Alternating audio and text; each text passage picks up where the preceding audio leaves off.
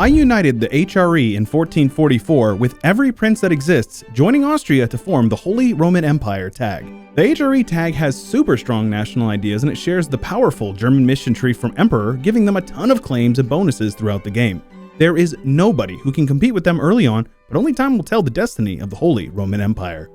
If you guys are excited for the video and you find yourself enjoying it, please remember to like it and share it with a friend you think may also enjoy it. Now keep in mind that these borders are exclusively the 1444 Holy Roman Empire border, so it goes all the way over to the lowlands, down into Tuscany, but not the subjects of the Pope. Venice is spared. However, anywhere that was in the HRE when they inevitably united the HRE is now given cores on the country itself. They have this incredible Rome Reborn modifier, and this is actually vanilla, giving them some very solid modifiers here, 50 plus to the force limit, some manpower bonuses, yearly tax income, so free money, some CCR, some tech cost, and that is already on top of their incredibly powerful national ideas. You can see they get 5 admin efficiency when they finish, on top of an additional 20% CCR through this one here. And I've also decided to give them this modifier. This is just like a mod that I made for this stuff. This is to prevent them from getting absolutely destroyed by governing capacity issues. Now they're going to have to delete some armies and some navies and whatnot, but everything is stated, so that should help. The only real way to see what is going to happen is speed 5 and unpause. And so through their opening missions, they get claims on a lot of land. And opening diplomatic moves, they have allied Hungary as well as Castile. And the Pope Man, because they are very pious. With all the members of the HRE being integrated, you can see that there is only a few Catholics even left in the world. So any and all Pope mana that they can get to invest is going to be a good thing for them.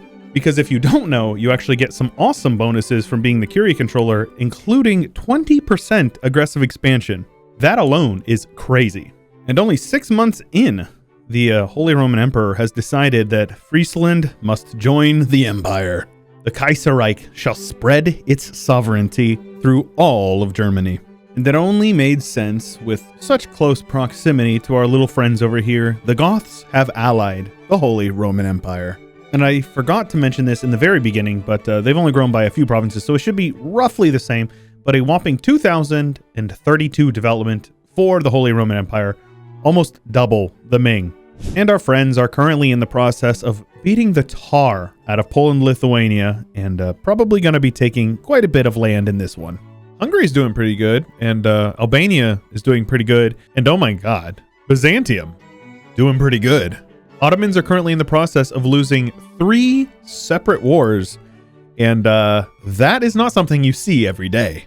But whether you see it every day or not, I think most of us can agree that it is a good thing, because the Ottomans are overpowered and you cannot change my mind. Big ol' war going on here in Europe, and it looks like the HRE is going to aid whoever is at war in a victory. Also, the entirety of the state of Venetia has been given to the HRE, and Venice has released Dalmatia. And that is pretty sweet, because if you don't know, Dalmatia has very solid national ideas. You can see here they got trade efficiency, morale of armies. They also get some reform progress, growth, and unrest, trade power abroad. They even have dev cost built into their ideas, 15% CCR. And it looks like the HRE decided to start with innovative ideas to save that mana in the long game. Well, damn, it looks like the Balkans are indeed Balkanized this time around. It's not really so much Balkans, but yeah, there's some mess. There's a mess over here. We've got the Imperial Balkans, Byzantium, the Ottoman Balkans, the Polish Balkans, and Hungary has definitely entered the fray down here. Hungary, who is indeed a personal union under the Holy Roman Empire. So I think it's safe to say that they have won the game. Now we just need to see where they take it. And as far as outside of Europe, the Timurids are getting absolutely gobbled up by their former subjects who are no longer loyal. And it looks like Ming Ming wants to make them a tributary. So good luck with that. Korea has gobbled up a large chunk of Manchuria. And it appears that Japan is having a hard time uniting under one single person. India is the usual blobs. You got Vijay Bamanis, Bengal, because it is a Chewbert vid, Malwa, and Delhi. Kilwa has united most of Eastern Africa. Congo is currently doing the Central Africa thing, trying to unite these guys. Seems that West Africa is mostly Songhai, and for good reason. Songhai is the Prussia of Africa.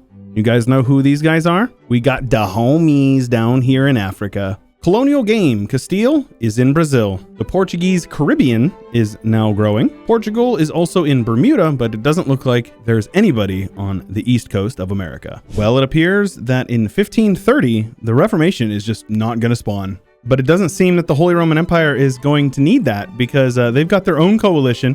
This is completely vanilla. They did this on their own, but they have well over double the development of Spain and the Ming. So if the coalition were to decide to attack them, it may not be in their best interest. However, yeah, take a look at this. Byzantium, the number 8 great power of the world. They do share a border with the HRE, so might not be forever, but at least for now, they are definitely strong. I'm talking about their border over here, and then meanwhile, Imperial Eastern Europe is over here just, you know, hanging out. Even Spain is in the coalition against the HRE, and they used to be their ally. They've integrated Aragon, and they are in the process of integrating Naples. They do also share a dynasty over here with Portugal, so we'll see how that proceeds. It appears that Great Britain has a junior partner of France, but France is not feeling so good, all things considered. How about that big, beautiful Persia? You'll love to see that. Right next to a big, beautiful Hiss-and-Kaifa. We've even got a Coptic Armenia in our midst. Ming is over here doing well with the borders, doing not so well with the mandate. They've got a lot of loans and they are very devastated. Meanwhile, over here in Manchuria, Korea still popping off, and Japan uniting Japan outside of Hokkaido. It appears that the Indian blobs are just that, Indian blobs. We will see exactly how they proceed. VJ doesn't have any friends, but Baumanis is allied to Delhi up here, so a bit of a hug box to overcome, but we'll see how it goes. I don't think I have ever seen this Galeti nation over here. They are an Eastern African nation, they are Sunni, and they have a pretty cool flag. The colonial game is starting to pick up. We have Portuguese Cape of Good Hope, as well as the Portuguese in the southern parts of South America. And Spanish Brazil is still well underway. Meanwhile, Portugal is continuing to colonize the Caribbean, which is always a gold mine for money. And New Spain is over here getting a foothold around either side of the Aztecs and the Mayans, as well as Spanish Louisiana down here, which in my opinion, probably a little bit better than the French version. And over here on the East Coast, not a whole lot going on, but we do have Denmark over here in Long Island and Great Britain up here in Canada, specifically Newfoundland. And Denmark better be quick about getting over there into the New World because it looks like Sweden is only getting closer to eating them up, which might be an issue because Sweden has been eaten by the HRE. You guys know about Swedish Columbia, right? The HRE, whose name is now over here in the steppe, despite owning basically the entirety of Central Europe. Next to my pocket pick of Byzantium, who is allied to Russia. A couple of breakaway states from Ming, but aside from that, they're still moderately stable. They have some peasant rebels, but no separatists at the moment. However, India is dominated in the north by Delhi, in the south by Baumanis, and in Bengal by, you guessed it, Bengal. Though I'm not going to count them out, it doesn't look like the Hindus in the south are doing very good. Somalia has formed. Big, beautiful color, and I love it. And it looks like Songhai has puked out a couple of subjects here and there, but they are fighting right now, and they are winning against the British to take back the coasts, right next to Benin and the Swedish Gulf of Guinea. It seems that the British are taking over a lot of Africa, actually. They have the wastelands, at least, of the coast over here. And I got excited for a second. I thought that this was the Zulu, but turns out it's just Great Britain. Kilwa still dominating over here in the East Coast as well as in Madagascar. But Mahi over here has been colonized by the Mamluks, so it looks like we might see some Egyptian exiles. Sadly, it looks like we will not see an Egyptian Egypt. Instead, we get a Spanish one. Arguably much worse. South America is very Portuguese and Spanish, but as I said, we cannot count out the Swedes from Colombia here. However, Spanish Mexico, California, and Alaska, right next to Louisiana and Florida. Florida man has a funny accent in this timeline. Might even say he sounds like he's got a potato in his mouth. Though up in the north, we have a very strong Newfoundland, one who is very disloyal because they have their independence guaranteed by the HRE. So despite being extremely strong, Portugal and Spain, as well as the British for that matter, do not stand a chance against the HRE if they have to go toe-to-toe with them. The age of Reformation is upon us in 1700. And apparently the only two countries in the world that care about it are Great Britain as well as Sweden. Sweden, who has been almost exclusively exiled to Karelia. Though it doesn't look like Great Britain is actually thriving over here. Looks like they've been invaded by the HRE. An HRE that has probably the longest border in the world over here, bordering Russia, a giant Byzantium who has eaten up most of Egypt, and a very strong Spain who has started to gobble up the Portuguese. You can tell that the number of tags has definitely been cut down with a little over 100 years left in the game. I'm curious to see how it goes. The Great Horde has migrated out and is now trying to make great again, glorious nation of Kazakhstan. Delhi, Deccan, and Bengal are the major powers, and it looks like Deccan has actually taken over Bengal. It seems that though Ming definitely struggled, they're still here, and they're still doing all right, so maybe I counted them out a little too soon. Somalia over here getting absolutely thrashed by the Greeks in a war, which is a bummer because I was actually really excited to see a big, strong Somalia. Looks like Kilwa has popped out a couple of provinces to some other people. Meanwhile, they're taking over a bunch of land over here in Central Africa. The colonial game is pretty much done. South America is mostly Portugal as well as Spanish, but there is a Swedish Colombia still. The Caribbean is exclusively Portuguese, as well as all the green-haired people over here on the west coast of America. Spain still has its colonies over here in the rest of America, but Canada doing well. And it does appear that the southwest over here, we've got a federation of natives. So they're still there. And somehow, some way, we've got a Danish colony over here. I didn't even know Denmark still existed, to be honest. Ah, yes, here they are. Denmark, the OPM in Eriksfjord. Well, the tale of the two Romes certainly was a good one this time around.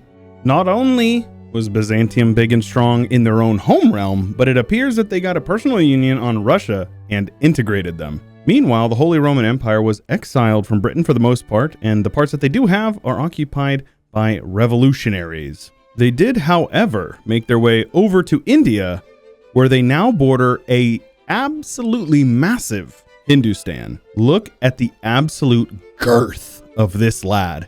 This was Bahmanis, and now Bahmanis is big. Who is not big over here is Ming. You can see Ming is mostly on Taiwan. Again, the nationalists have fled to Taiwan. Meanwhile, it's just a few of the breakaway states, Korea, and then Japan is a mess as well. Southeast Asia is a bit of a mess. Aside from Hindustan, it is mostly just a bunch of random tags here and there, and of course, some colonizers. And Africa is a bit of the same, but you know we gotta point it out. Look at that beautiful Zulu. I will never get sick of seeing them. The South America colonial game is a whole other story. You can see every nation minus Brazil has broken free from their overlord. We've even got some revolutionary Colombians on this one. Cuba has also broken free. And as an American, this is my worst nightmare. Canada conquered the East Coast and Spain controls the rest. I absolutely love the fact that there is a revolutionary Sicily over here on Sicily, and their flag is the Italian flag. At least I think that's the Italian flag. The revolution spawned here in Lisboa, which is actually Colombia, funnily enough. But dang, it was a strong revolution this time around. Most of Europe, a lot of Africa, and most of South America as well. You can see here the HRE is over 8,000 development, absolutely monstrous. But Spain is not too far behind them with over 4,400 development tied up into subjects alone. But the Eastern Roman Empire, Byzantium, a very respectful 5,000, with Hindustan just slightly behind them. And then you drop all the way down to 1,800 and Canada, Colombia, Revolutionary Great Britain, and Korea round out the top 8 with a fully stacked economic hegemon for the Holy Roman Empire. What is this? Why is their flag that color? Absolutely trash. Even Revolutionary Meath has a better flag than Revolutionary Britain, I swear. Funnily enough, Anglican actually did spawn after Protestantism did, and Protestant exists in 2 nations, Iceland and Sweden. Sweden, whose 3 provinces back here, have all 100 development because they've been occupied by rebels for like hundreds of years. Aside from that, it's all Catholic and all Orthodox. All of the Muslims of the Levant and of the Horn of Africa have been kicked out. Heck, Byzantium even converted a large chunk of the Sahel. Over here, the Tengris have mostly been exterminated, as have the Buddhists, though they are mostly under occupation of either Muslims or Confucians. Culturally, South America is mostly Iberian, but you cannot overlook the beautiful Swedish Nordic culture over here. And speaking of Nordic culture, there's quite a bit over here in North America. Of course, it is nothing compared to the Iberian cultures, but still, it's there. Another game, another time where American culture is exclusively in Canada, and like the UP, which is essentially Canada, Interesting fact about the UP up here, these two provinces are part of Michigan, and Michigan doesn't want it. They want to give it to Wisconsin, but Wisconsin doesn't want it either. If you know about this, leave a comment down below and fill us in. Either way, somehow the Polish culture converted a lot. This is hilarious and I love it. Meanwhile, the Hungarians went absolutely buck wild and ate up a large chunk of the Greeks and the Bulgars. The Lombards have converted like everybody. The Venetians are gone. The Umbrians are gone. It's all Lombard. Same with the French. The French have converted a ton as well. A lot of culture conversion going on in this one. Oh, no, no, no. The only Norwegian province in the world is over here, and it is actually controlled by rebels. That is such a shame. Even the Swedes' primary culture is not in most of their land.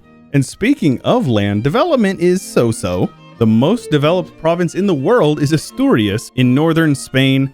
A beautiful 29 base production. Look at that money. It's a coal province, so yeah, that's why. To be honest, most of these are coal provinces, and they are all very highly developed. Hindustan's got a 51 dev province, and Korea's got two 51 dev provinces. Constantinople, the city of world's desires over here with 46 dev, and one of Portugal's only provinces they have left, the island province of Bermuda, 43 development. All right, guys, well, I think that was a very fun episode, and if you enjoyed it, make sure you let me know, leave a like on the video, and share it with a friend. If you want to see more stuff like this, I'm going to need some input, so leave a comment down below. Tell me what you'd like to see next. If you want to join my Discord, my subreddit, or my Twitter, you can check those all out. They're linked in the description below the video. And if you want to support me and get early access to every video that comes out on this channel, check out my Patreon link below. Only $5 a month and you'll get early access to every video. Anyways, that is about all I've got for you for this one. So till next time, stay chill.